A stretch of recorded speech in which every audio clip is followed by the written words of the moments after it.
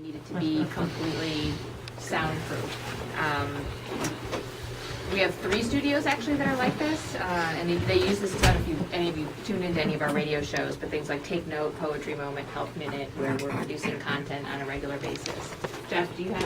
You probably know some of these details a lot more than I do. So anything else? I think you covered that. Yeah, yeah. And then the difference between this studio and the other 2, is there anything that?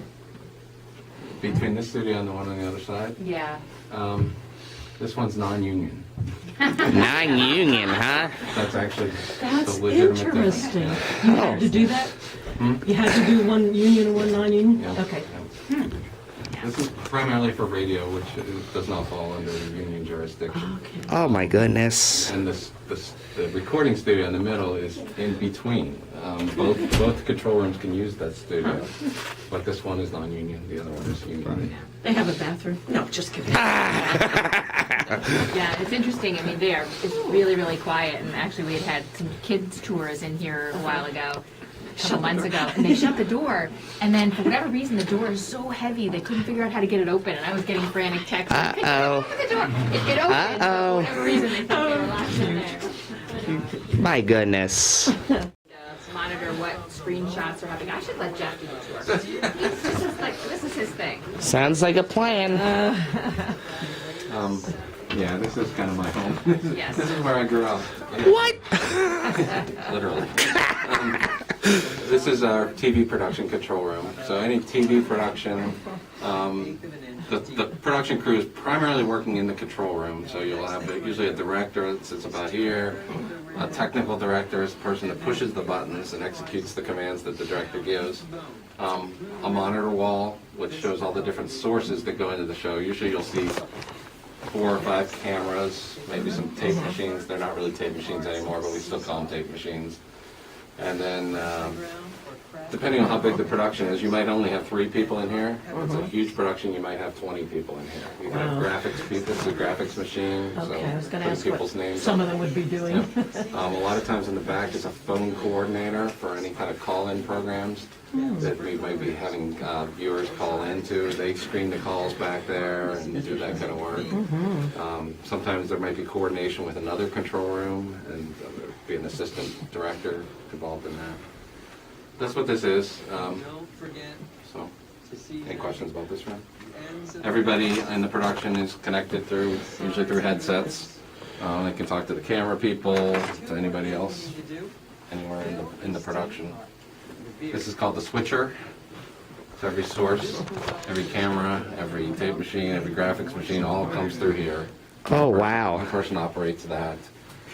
So that's the one that's going, all right, switch to camera 3, we get a close-up of this, or... Well, that would be the director. The director usually sits beside them. The director is really looking at what's happening and making the call. So they're directing it. The technical director is executing, actually pushing the buttons that do those managing things. the views and all that. Yeah. Wow. We need different coloring, we need lighting, or whatever. And then a producer, I describe a producer and director as kind of like an architect. The producer is an architect who kind of conceives the show and sets the rules for what the show is going to do, helps tell the story, decides what the story is to tell. And then the director is kind of like the contractor then that builds upon that plan. Operations manager, whatever. Yeah. Okay. Yeah. That's cool. I was told there used to be a sign over there that said, "Yes, I know what all those buttons do." Oh my. That's perfect, It doesn't look like you're sitting in front of an airline, like a cockpit or something. Yeah. And believe it or not, this is a relatively small switcher. What? Yeah. Yeah. This is one of the jobs I used to do. I still love it, but I still wake up at night with nightmares about. Just this week, I had a nightmare about when I used the TD. I don't know what it means. I'm sure there's some kind of psychological thing to it. But Wow. in my nightmare, the board was upside down. Oh, God. And the director was yelling at me because I kept messing up. And I'm like, well, I can't help it. The board's upside down. How do you expect me to be able to do it? That was just this week. I had that dream. Oh, my God. Nightmare, not the dream. Yeah. It's completely silent in here. And the reason why it's built that way, one of the primary reasons, other than the fact that this is an audio studio, so you want it to be quiet, but we're right under the flight path for the airport. So there's planes flying like 2,000 feet right over us, so they had to build this with that in mind. Another interesting thing about this room is right now it's set to be very dead, so that, like if you clap, you can't hear an echo. But it's built that you can tune it. Tune it by switching it to a hard surface, and you can hear the difference in all these. Wow. Do that. And sometimes, like if you want to record music, this is like almost like an insulation thing. If you want to record music, you usually want to have a little bit of a real room sound as opposed to this, which is Right, that would completely muffle. We better catch up with the rest. Oops, sorry. Is Thank this a you. podcast room? They do some podcasts in here, any kind of audio. It's pretty much set up as a smaller room for smaller productions, and the green screen room is here, and so I think they have it set up that, yeah, there you go. So, again, it's kind of a neat tool. They certainly use that, all of the weather productions and news productions will use this as a way to bring in backgrounds. This is called a chroma key. It's a color keying, color separation overlay technique, so it's basically green screen. And I'm sure y'all seen something like this before. The kids love it, so when we bring in school groups, we'll have someone sitting there and just continuing to change the background for them. The last time they were here, they had covered, I don't know what it was, like a chair or something and so it looked like they could lay on it. So they looked they would have some fun with it, and so it's a lot of fun. But this really is a helpful, secondary production space for us when we have multiple things going on. And Is there a special, everybody I guess knows about the green background, is it a special shade or is there material mixed into it? You just hang out the green I sheet? think it's just the green. I think it has to do with the way that Just the way the color spectrum works? Yes, Yeah. yeah. But it is really interesting that you're wearing green up against the green. And you disappear. Oh, yeah. Here, yeah. Yep, I remember those days being on my school's television network. Yeah. Because they told me, they say, I would advise you not to wear green.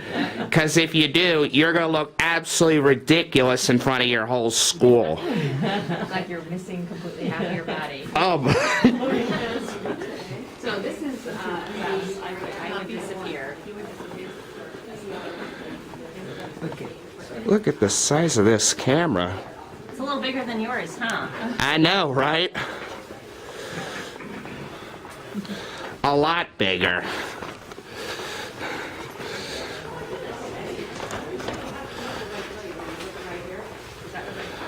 Yep, that's what the camera is. Camera, right. Yeah, you don't want much shifting. We actually use this to accommodate a lot of our Penn State professors who are serving as, experts, Okay. uplinking to CNN, or we have athletes come in with Okay. doing interviews for ESPN. Just Just come over from small, campus, bada bing, and... Yep, okay. so they just use this, especially, we did a lot of this, when there was a lot of COVID, interviews happening, and experts weighing in on that. Come on, I gotta play tourist. This is They fun. do, but they do a lot of work with us for, Good. yeah. I had to remember. Yeah, go for it. That's fun. I don't want my husband to sit in the chair so I can He's like that. out of campus. So no, not, it's just. Oops, sorry. Your photo here. Fridays are often a quiet day for us, so we don't have as many people in the office. Or we couldn't and do this. certainly not as many. Oh, wow. But if we happen to have something going on, there's a lot, And we're actually gonna cut through this way and go into our main studio. Alrighty. Coming back. Okay, yeah, I will.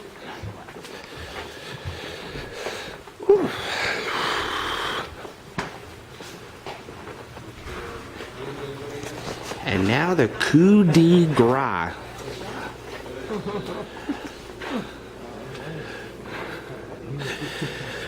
Yes. So this is our main studio. This is where most of the magic happens. Actually, someone had asked about the kitchen. We just got this kitchen set. We used to have a much older kind of portable set that they pull out, put together, and it worked, but it was not really broadcast ready.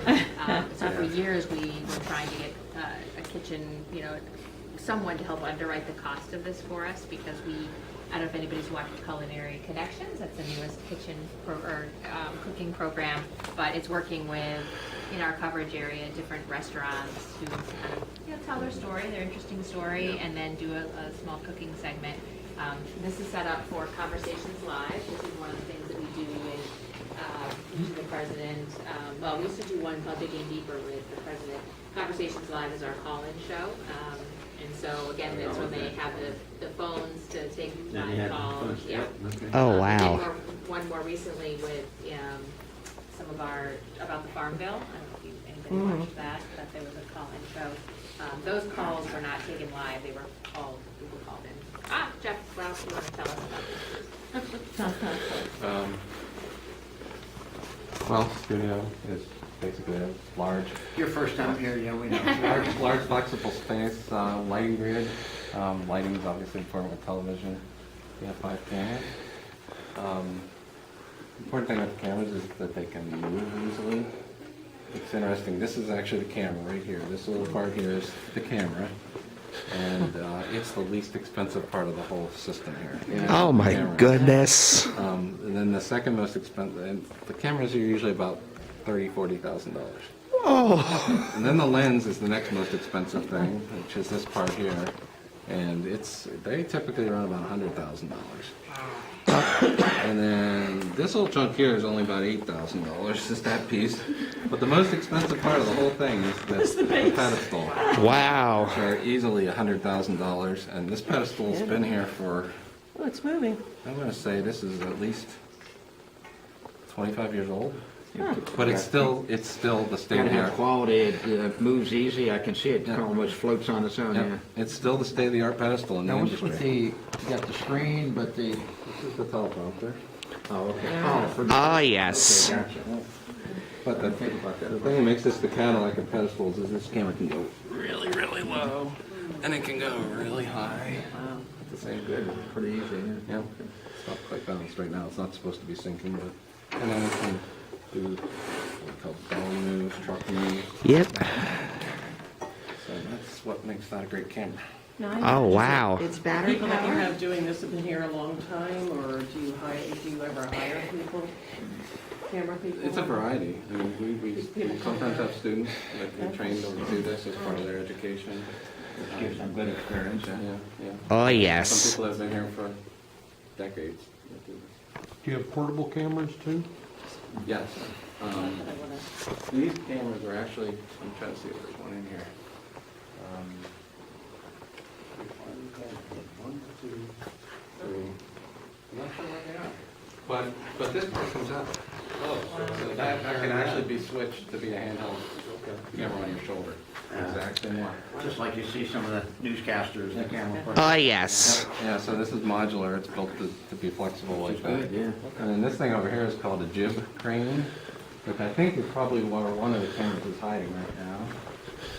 I can get this TV, this very large TV on here. Yep, there it is. Oh, okay. Whoa. So it's the same kind of camera, except it's on a big giant crane. It can go on a boom here and sweep over the audience. And Yep. we're very, very fortunate to have one of these because they're kind of a big deal. But You yeah, mentioned audience. Do you have audience in here, or certain, sometimes. okay. I used to produce a music show that happened right down in that half of the studio, and then we'd have seats the whole way through here, usually up to about 110 people in the studio.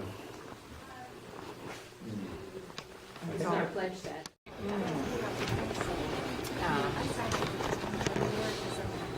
And this is where they're monitoring all 4 of our streams. So you can see where we have the HD channel, the Create channel, the World channel, the Kids channel, and then some of the other streams that are coming through. And they're making sure that the feeds that are coming into or being sent out, coming in or being sent out are actually, on air. What you want. Yeah, what we want. It's interesting. A lot of it now has been able to be automated, which is great. It's allowed us from a staff savings. A lot of, but they still have to monitor. Jeff said the other day, he's running in his home. He's got the TV running 24/7 when he goes to sleep at night because there are alarms built into the system, which will let them know if something's going wrong. But invariably, there are glitches because we're getting feeds from other, we're getting feeds from PBS, we're getting feeds from other stations who have sent us programming that we're airing. And, sometimes the closed caption will go down. Sometimes, actually, we just heard, and this is an interesting story for Weather World, I don't know if you heard about this, but they sent us a clip, and it had, they were doing some sort of a story on tornadoes, I think it was, and within that story, they broadcast that emergency tone, which apparently is against all sorts of rules. During an actual emergency. And, that little clip, we run the Weather World clip repeatedly different times, and I guess it wasn't caught the first time. Caught it the second time, they were able to, I don't know what they did exactly, but it's little things like that you just think, if you think things are all set, and then all of a sudden, there's a major scramble to fix. So, I get a lot of the listserv emails that come back from people that, said, hey, I was here, and it went down, and sometimes it's, one of our transmitters are down. So we do have, I think, 7 transmitters. Let me see if I can